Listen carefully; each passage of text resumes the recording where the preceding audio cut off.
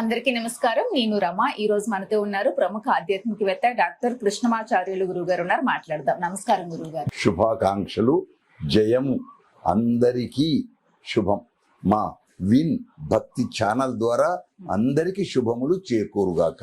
సంతోషం గురుగారు. గురుగారు, ఈ మధ్య కాలంలో అందరికీ కూడా ఆర్థిక ఇబ్బందులు ఎక్కువైపోతున్నాయి. ఆర్థిక ఇబ్బందులతోనే ఎక్కువగా ఇబ్బంది పడుతున్నారు. అప్పులు పాలైపోతున్నారు. రకరకాల ఇబ్బందులు పడి పాపం లాస్ట్కి ప్రాణాలు కూడా తీసుకుంటున్నారు ఆ బాధల నుంచి బయటపడలేక. ఆర్థిక ఇబ్బందులతో బాగా ఎవరైతే ఇబ్బంది పడుతున్నారో వాళ్ళకి ఎంతో కొంత పరిహారంగా ఏదైనా దైవిక పరంగా ఏదైనా మార్గం చెప్పండి గురు. మంచి ప్రశ్న. కానీ ఆర్థిక ఇబ్బందులు రావటానికి కారణం ఎవరు? నేనే అని ఎంతమంది అనుకుంటున్నారు? ఆ ఇబ్బందులు రావటానికి కారణము నేనే. ఎలా ఎలా కాలిన తర్వాత ఆకులు పట్టుకునే బదులు మొదలే ఆకులు పట్టుకుంటే కాలదు కదా. అప్పు చేసి పప్పు కూడా ఎందుకు? వెనకటి సామెత పల్లెలలా, అప్పు చెయ్యకురా పప్పు కూడా అవసరం లేదు. ఇప్పుడు తలను మించిన భారంగా విశేషంగా చేద్దామని పెండిళ్ళు గొప్పగా చేసినారు. చేయండి, ఉన్నదానికి చెయ్యి, వద్దని కాదు. కానీ అప్పు చేయడం ఎందుకు? రెండు. మూడవది, చదువు దగ్గర ఎంతైనా చెయ్యి. చదువుకు ద్రవ్యానికి తేడా. నువ్వు ఎంత చదువును ఖర్చు పెడితే అంత చదువు పెరుగుతుంది, విజ్ఞానం పెరుగుతుంది. విజ్ఞానం దగ్గరికి, డబ్బు దగ్గరికి ఎంత ఖర్చు పెడుతుంటే అంత పేదవాడి అవుతావు. ఇది ఈ సూత్రం దాచుకుంటే చాలు. ఒకవేళ మీరన్నారే ఏదన్నా పూజలు గీయని భక్తి కాబట్టి అడుగుతున్నారు, చెప్పాలి, తప్పదు. నీ చేతుల్లో కొన్ని రేఖలు ఉంటాయి. ఆ రేఖలు దరిద్ర రేఖ ఉందనుకో, ఉంటాయని కాదు, ఉన్నది అని అనుకో. అప్పుడు ఏం చెయ్యి? నీ చేతికి వచ్చిన డబ్బు నీ భార్యకి ఆ భార్య దాచిపెడుతుంది. తెల్లవారి మళ్ళీ నిన్న నేను తెచ్చిచ్చాను కదా 100 రూపాయలు ఏవి అని అన్నాను అనుకో, అంటే ఆమె 50 ఇచ్చింది అనుకో, ఆ 50 తీసుకుపోయి పని చెయ్యి. కానీ నేను 100 ఇచ్చాను, ఆ 100 నాకు ఇవ్వని గొడవ ఎందుకు? గొడవ పడకుండా ఆ 50ని మా ఆవిడే ఇంటి కోసమే దాచిపెడుతుంది అని అనుకుంటే గొడవనే లేదు. కానీ ఇప్పుడు అలా లేదు. అలా లేక చివరికి ఎంతవరకు వచ్చింది? భార్య ఆభరణాలు అమ్మడం, పితృదేవతల నుంచి వచ్చినటువంటి ఆస్తిని అమ్మడం, ఇంకా ఈ గవర్నమెంట్ ద్వారా వచ్చిన క్రెడిట్ కార్డులను తీసుకొని మొత్తం అప్పులకు ఊబిలో మునిగిపోతున్నారు. అవసరమా? అవసరం లేదు. కాబట్టి మానవుడు చేసే మొదటి తప్పు, నీకు ఎంత చేతనైతుందో అంతే బరువు మోయరా. బరువును అంతే మోయాలి. మళ్ళీ ఇక్కడ మళ్ళీ పెద్ద ధర్మ సందేహం. మీరు నాకు 100 కిలోల బియ్యం దానం ఇచ్చారు మూట. నేనేం చేస్తా?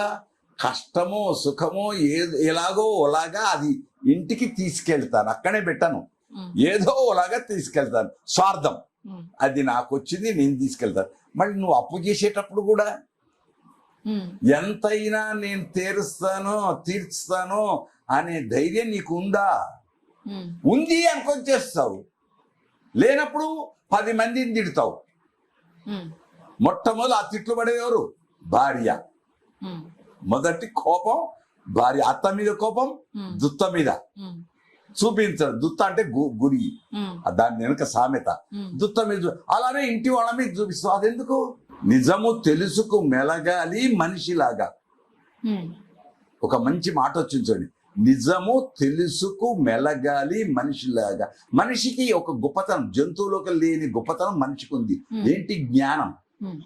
జ్ఞానం, ధర్మం. ఆ ధర్మశీలక. అందుకే మనిషి వచ్చాడు రాముడు. రాముడు ఏమయ్యాడు? రామో విగ్రహవాన్ ధర్మ. అంతేకాదు, రాముణ్ణి ప్రతి దేవాలయం ఏమంటాం? కౌసల్య సుప్రజారామ పూర్వ సంధ్యా ప్రవర్తి ఉత్తిష్ట నరశార్దుల కర్తవ్యం దైవమాన్. కర్తవ్యం చెయ్యి, ఏ సమయంలో ఏం చేయాలో అది చెయ్యి. కానీ నువ్వు అది అయ్యావు.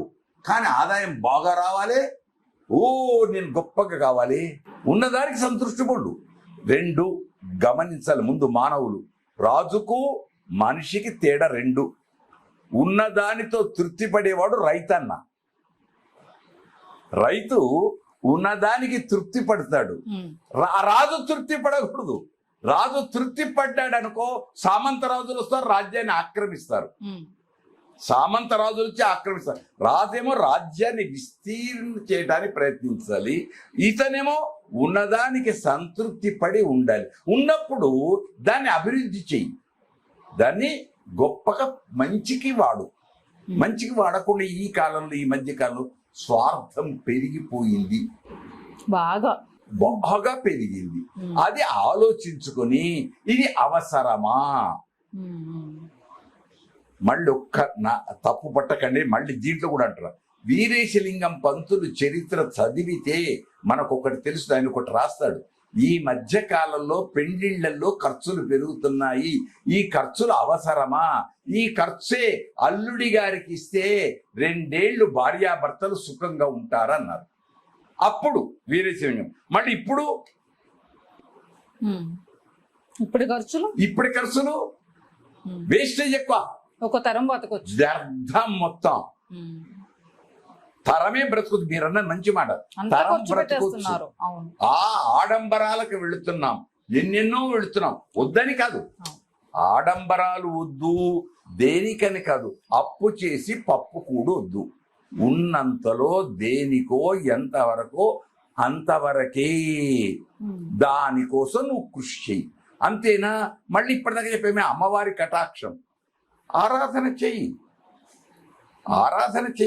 ఎలా చెయ్యాలి? మళ్ళీ ఇంత చెప్పి మళ్ళీ అస్సలు చెప్పలేదు అయ్యగారని తప్పించుకోవద్దు అని అనుకోకండి. మనం ఏదో ముచ్చట మాట్లాడుతున్నాం. మనం మాట్లాడే మాటలు ధర్మ సందేహాలు అలాంటి పెద్ద పెద్ద మాటలు కాదు. ఏదో ఆడపడుచు ఒక అన్నయ్య కలిసి ముచ్చట్లు పెట్టుకుంటున్నాం. ఆ ముచ్చట్లేదో మా విన్ భక్తి ఛానల్ ద్వారా అందిస్తున్నాం. ఈ ముచ్చట్లలో చెప్పేది ఏంటంటే శ్రీ సూక్తం చెప్తుంది. ఋగ్వేదంలో ఉండే శ్రీ సూక్తం ఏం చెప్తుంది? శ్రియ పంచదశస్యంచ శ్రీకామః సతతం జపేత్. వేద మంత్రం. శ్రియ పంచదశస్యంచ, దశ అంటే 10, పంచ అంటే 5, 15 సార్లు శ్రీ సూక్తాన్ని జపిస్తే నీకు శ్రీకామః సతతం, డబ్బు కావాలనుకునేవాడు ఆయన. ఇప్పుడు ఈ కాలంలో, ఈ కాలానికి కూడా కొందరు మార్వాడి సేట్లు ధనలక్ష్మి పూజ దీపావళికి ఆ రాత్రి మొత్తం శ్రీ సూక్తం చదివిస్తారు. ఆ రాత్రి మొత్తం శ్రీ సూక్తంతో వాళ్ళ ఇండ్లలో దుకాళ్లలో పూజలు అవుతాయి. మళ్ళీ మనం ఎంతమంది ఆ శ్రీ సూక్తం పాటిస్తున్నాం, వింటున్నాం. అదే టపాసులు మాత్రం బ్రహ్మాండంగా పేలుస్తున్నాం. వాతావరణాన్ని కాలుష్యం చేసే టపాసులు మాత్రం బ్రహ్మాండంగా పేలుస్తున్నాం. వాతావరణం అందరి చెవులలో చేతులు ఇట్లా పెట్టుకొని ఆ చప్పుడుకు భయపడుకుంటూ పోతారు.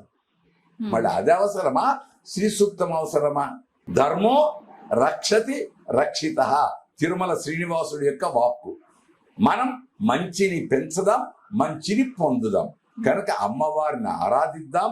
ఒక్క అమ్మవారిని కాదు, లక్ష్మీ నారాయణని ఆరాధిద్దాం, పార్వతీ పరమేశ్వరుని ఆరాధిద్దాం, ఆ సంపద పొందుదాం. ఇంట్లో కనపడి నడిచే తల్లిదండ్రిని ఆరాధిద్దాం. కనీసం నువ్వు వచ్చి అమ్మా నాన్న మీరు తిన్నారా, భార్యను వచ్చి నువ్వు తిన్నావా అని అడిగిన వాడు ఎంతమంది? అడిగితే ఇల్లు ఇల్లాలు. అప్పుడు ఏమంటున్నాం? ఆవిడ లాలిత. కాబట్టి స్త్రీ పెంపొందుతుంది, స్త్రీ ద్వారా సంపద వస్తుంది. అంతటా ఎక్కడైనా మనకు శ్రీనివాస వెంకటాచల మహాత్మ్యమే ఉదాహరణ. కనుక అమ్మవారిని ఆరాధించి అష్టైశ్వర్యాలను పొందుదాం. తోచినంత దాన ధర్మాలు చేద్దాం. 10 మంది లాభానికి ప్రాకులాడదాం. ఉన్నంతలో లేని ఆడంబరాలకు వద్దు. ఆడంబరాలు వద్దని కాదు, లేని ఆడంబరాలకు వద్దు. టపాసులు కాల్చొద్దు అని కాదు, కాల్చేది వాతావరణ కాలుష్యం లేకుండా చెయ్యి. వినోదాన్ని వాతావరణ కాలుష్యం లేకుండా చెయ్యి. ఇది మన భారతీయత. శుభం.